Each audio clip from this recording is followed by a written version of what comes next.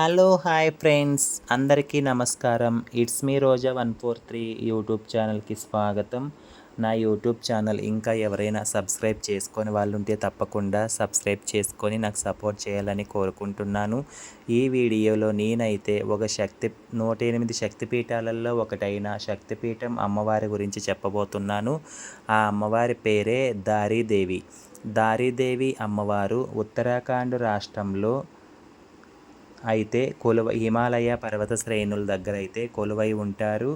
ఈ అమ్మవారు చార్ధామ్ యాత్ర ప్రారంభంలో మనకైతే దర్శనం అందిస్తారు. చార్ధామ్ చేసే యాత్రికులు మొట్టగా దారీదేవి అమ్మవారిని దర్శించుకొని యాత్ర అయితే ప్రారంభిస్తారు. ఈ అమ్మవారు చార్ధామ్ రక్షకురాలుగా కూడా పిలువబడుతుంది.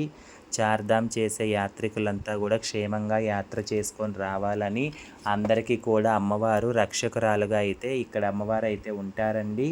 ఈ అమ్మవారు అంటే దారీదేవి అమ్మవారు రోజుకు 3 పూటల ఒక్కొక్కలాగా తన రూపాన్ని అయితే మార్చుకుంటుంది.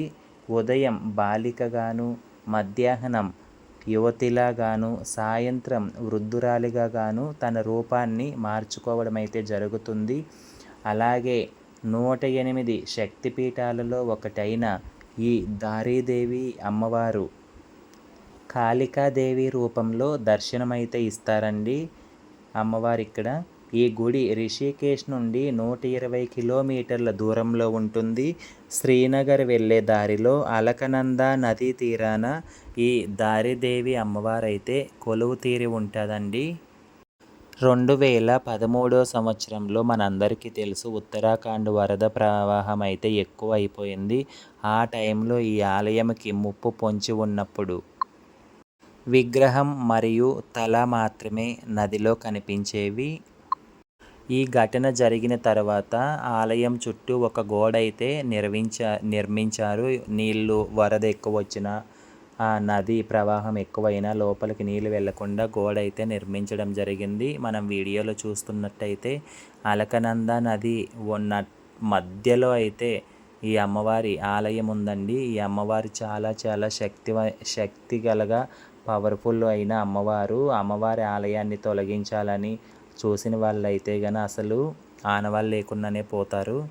అంత పవర్ఫుల్ ఉన్న ఈ అమ్మవారిని దర్శించుకోవడం చాలా చాలా ధన్యమండి. నిజంగానే ఈ అమ్మవారు అక్కడ చుట్టుపక్కల గ్రామాలకు కావచ్చు, అక్కడ ప్రజలకు కావచ్చు రక్షకురాలుగా ఉంటూ అందరినీ కూడా రక్షిస్తుంటారు. మనం భక్తితో, శ్రద్ధతో, మంచి మనసుతో అమ్మవారిని మన కోరికలు కోరుకుంటే తప్పకుండా ఎంతటి కోరికైనా సరే అమ్మవారు నెరవేరుస్తారని అక్కడికి వచ్చే భక్తులు అయితే నమ్ముతారండి. నిజంగానే చార్ధామ్ యాత్ర మొదలుపెట్టినప్పుడు మేమైతే ఈ దారీదేవి అమ్మవారిని దర్శించుకొని మా యాత్ర కూడా మొదలుపెట్టాము. సో అమ్మవారు మన యాత్ర రక్షకురాలుగా కూడా మనల్ని కాపాడుతూ ఉంటారన్నమాట.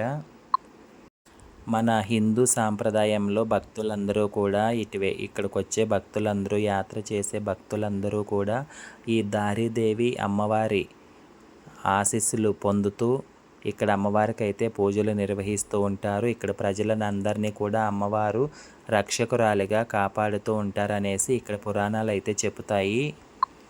ఈ దారీదేవి ఆలయం మనం చేరుకోవాలంటే మనకు రుద్రప్రయాగ నుంచి అలాగే హరిద్వార్ నుంచి వెళ్ళేటప్పుడు మనకైతే ట్యాక్సీలు, ప్రైవేట్ వెహికల్స్, బస్సులు కూడా అందుబాటులో ఉంటాయండి.